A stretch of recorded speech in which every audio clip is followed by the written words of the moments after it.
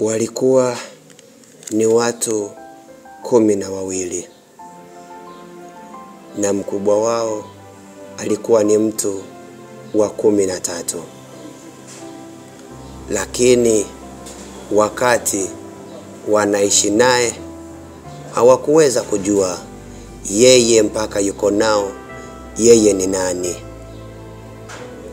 Na mle walikuwa kila mmoja ana fikra zake. Yule mkubwa wao ndo mtu wa 13 alikuwa ni mtu ambaye hapendi kujionesha wala hapendi kujivuna. Lakini siku moja akaamua kuambia ukweli na kuwauliza, je, mimi ni nani? Kila mmoja alitoa majibu jinsi alivyoelewa kwenye ufahamu wake. Lakini mtu huyo ni nani? Ni Yesu. Wakati yuko na wanafunzi wake aliwauliza, mimi watu wananichukulia kama nani? Naomba nikusaidie kitu. Wewe mwenye familia au unaishi kwenye familia, umezaa au uko kwenye familia bado hujabahatika kuzaa au hujabahatika kuoa au kuolewa. Kuanzia leo muulize mama yako au baba yako, muulize hivi mama au baba au mwanangu, unanitweet mimi kama nani?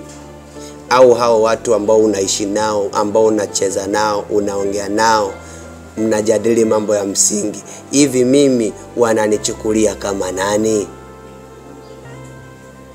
Kwa sababu watu wengi wamepoteza matumaini kwenye maisha yao kwa sababu hawajawahi kukutana na watu wa kuambia wao ni wakina nani.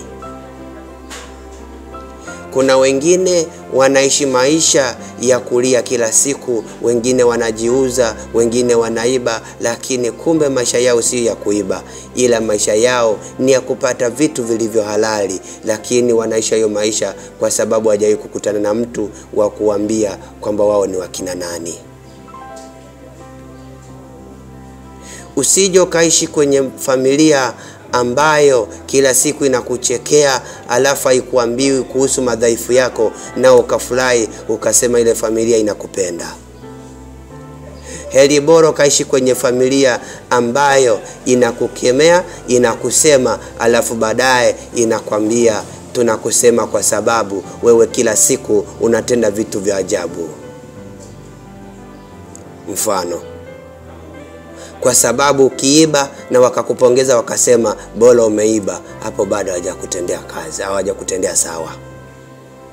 Heri bora ukiiba wakulaze chini, wakutandike fimbo ili uweze kukumbuka na kujua kumbe uizi ni mbaya. Na watakapokupiga usione kwamba ule uizi wamekuonea ni mzuri, tambua kwamba ule uizi ni mbaya na ikiwezekana uache kabisa. Wewe ambao unamuona mwizi anaiba, usimnyanyapae na kumuona fai, ila cha kufanya muulize kwa nini anaiba. Kuna wengine wanaenda kuiba si kwa kupenda kwao, ila kuna kitu ambacho kinawafanya waibe. Siku zote mwenye nia nzuri kwenye maisha yako haji kama mtu mwema wala haji kama mtu mbaya, ila nakuja kupitia uwezo wa Roho Mtakatifu, kupitia uwezo wa Mwenyezi Mungu. Ili uweze kujijua wewe ni nani, inabidi kwanza utengeneze maisha yako yakawe ni mazuri, ili hata atakaye kutazama akutazame kwa mtazamo mzuri, ndipo utaweza kuelewa kwamba wewe ni nani. Hauwezi ukamchukia mtu bila kujua chanzo cha yeye kwa nini anakuchukia.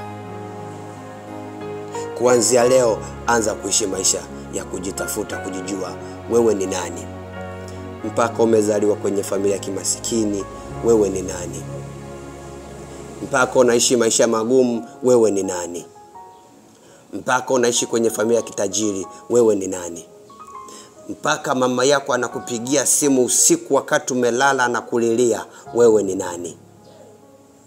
Mpaka umeenda shule, umesoma, umepata namba 1, wewe ni nani? Usijivune na kusema mimi nina akili nyingi kuliko wenzangu. Sikia, aliyekupa akili anaweza akakunyang'anya akakupa na mtu mwingine. Kilichopo, jiulize, wewe ni nani? Siku zote majivuno hayampeleki mtu mbele, ila yanamrudisha mtu mbele, yanamrudisha mtu nyuma. Majivuno hayampeleki mtu mbele, ila yanamrudisha mtu nyuma.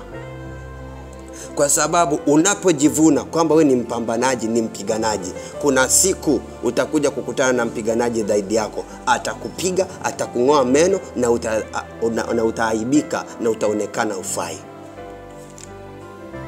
Siku zote Mungu anapenda mnyenyekevu. Wewe kama unahitaji kutoka sehemu moja kwenda sehemu nyingine, nyenyekea, alafu ukijiuliza, mimi ni nani?